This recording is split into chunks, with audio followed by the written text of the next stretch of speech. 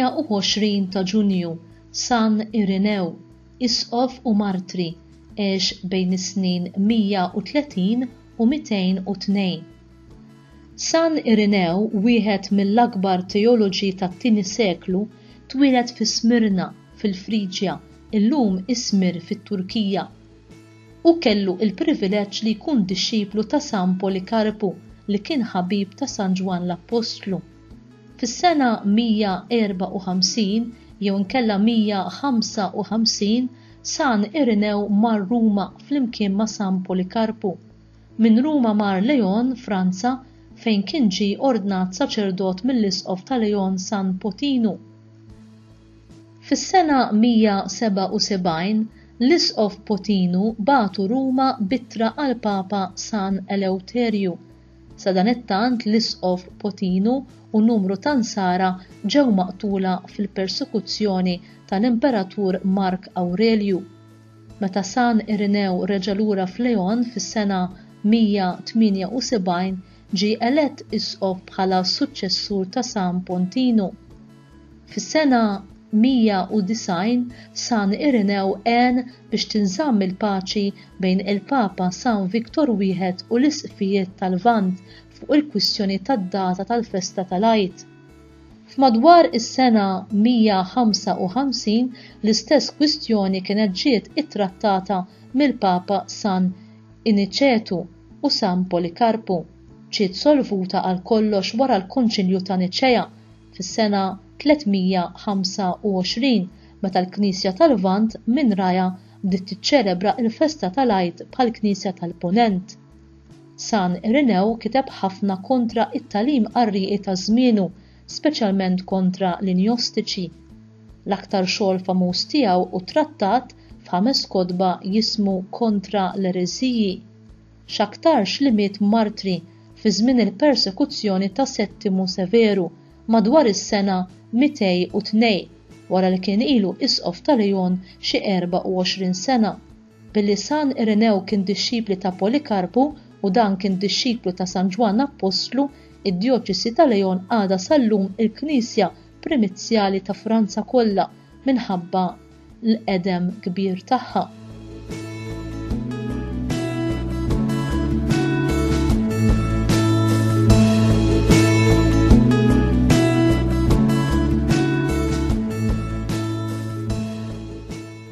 Dan il-qaddis imsejjaħ missier it-teoloġija Kattolika kien iben familja Nisranija li kienet tgħix fl-Asja Minuri it-Turkija.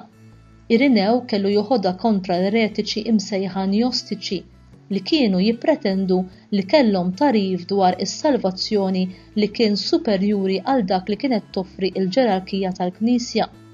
L-Isqof Irenew jispjega li d-dottrina vera nisranija tinsab fl-iskrittura u t-tradizzjoni u jinsisti li t-tradizzjoni apostolika imiżmuma fis-safa kollha tagħha b'mod speċjali fil-Knisja ta' Ruma. Ix-xogħol kbir tiegħu kontra l-ereżiji, ippreservat bil-Latin biss, temm l-Gnostiċiżmu bħala forza fil-Knisja u l-aktar teologu importanti tat-tieni seklu permezz tiegħu il-fidi sħiħa u ortodossa ta' tradizzjoni apostolika twasslet għandna bil-kitba. San Irenew jibqa' msemmi għal mod kollu karità li bih kien jattira l-avversarji tiegħu. Għex tassew it-tifsira ta' ismu li bil-Grik tfisser iħobb il-paċi. Huwa ħalla miktub, m'hemmx Alla mingħajr tjubija u permezz tal-imħabba li l-Verb sar dak li aħna biex aħna nsiru dak li hu u lil dawk li kienu kontrih jiktbilhom. Aħna nofrulkom idejna b'qalbna kollha u ma nedew qatt li nofruhomkom.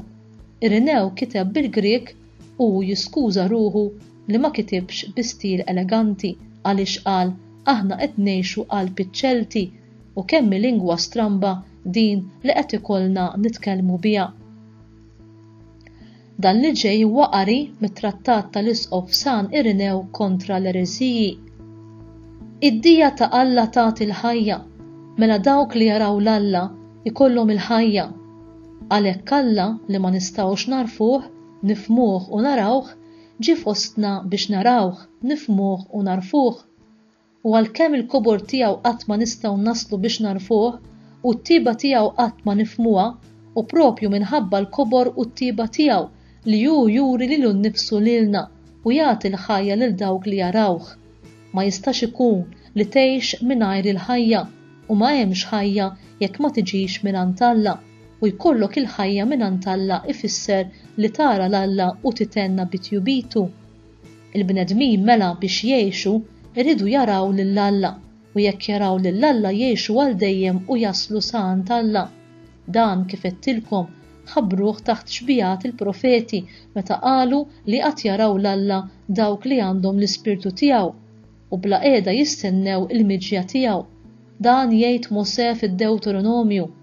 F'dan il-jum naraw lill-Alla jista' jkellem lill-bniedem u dan jibqa' ħaj.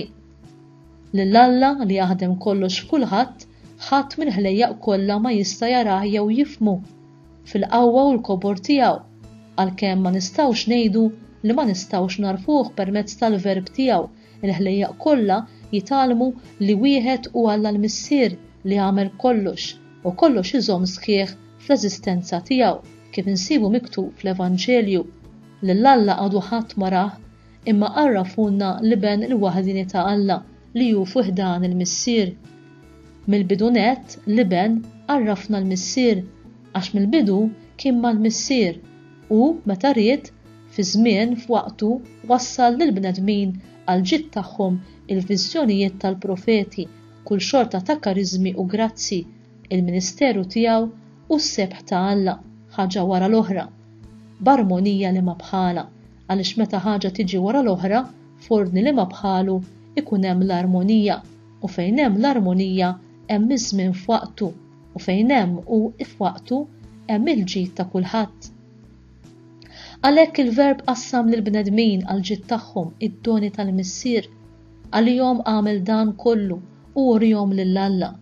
Wera lill-Alla lill-bnedmin imma ried li Alla jibqa' ma jidhirx għall-bnedmin biex huma ma jaslux biex jistmerru lill-Alla imma jkollhom dejjem lilu għand min imorru.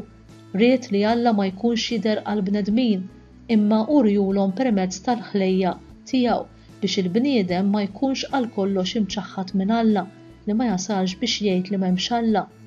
U glorja ta' Alla l-bniedem ħaj u l-viżjoni ta' Alla il-ħajja tal-bniedem. Jekk ir-rivelazzjoni ta' Alla permezz tal-ħolqien kienet biżżejjed biex tagħti l-ħajja lill-ħlejjaq kollha tal-art, kemm aktar ir-rivelazzjoni tal-Missier permezz tal-verb ma tagħtix il-ħajja lil dawk li jaraw l-Alla. U int qed tirċievi l-kuraġġ mingħand Alla biex tgħix u tistqar il-ħajja tal-fidi tiegħek f'Ġesu Kristu.